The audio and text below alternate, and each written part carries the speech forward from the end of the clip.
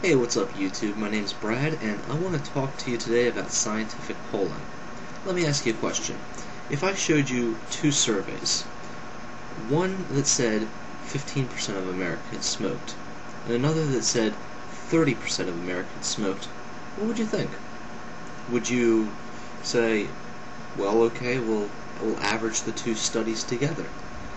Or would you say, maybe these studies weren't done appropriately if one can come back at 15% and another can come back at 30%. And that's the point behind scientific polling. It's supposed to produce a consistent result. But in the case of a political poll, this doesn't have to be the case. If you look over here on the sidebar, I have what is called the scientific polls for both the Democrats and the Republicans. On the Republican side, we see one poll showing Giuliani having a 1-point lead. Another one shows Giuliani having a 15-point lead. Another one will say a 6-point lead. And this really bothers me.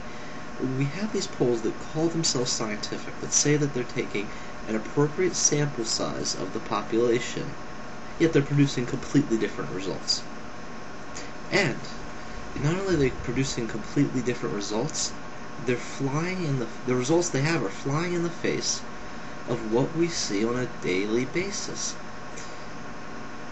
For the example with smoking, if I showed you a poll that said 5% of Americans smoked, but in your daily life half the people you knew smoked, you would have a reason to question the survey. Now, maybe you live in an area where people just like to smoke, or maybe the person who was doing a survey did it in an area where smoking wasn't allowed, but you'd have to reconcile the differences.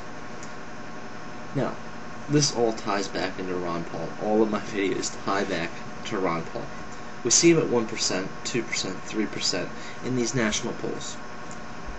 But when we do the straw polls, he wins. He wins a lot of them. When they have text message polls after the dates, which are limited to one per number, he still wins those.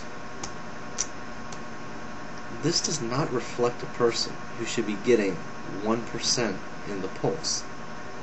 And a question I would have to anyone who studies statistics is, how is this possible?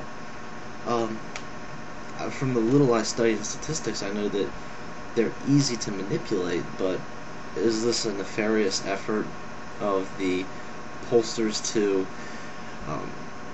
skew the results? Or are the polls acting like real estate agents, one making their polls based on another poll? So if anyone can, in the comments section or post a video response explaining how Ron Paul can get 1% in a scientific poll, but win so many straw polls, and win so many online polls, and win so many text messaging polls that are limited to one vote for a phone. Yeah, I want to know what you think.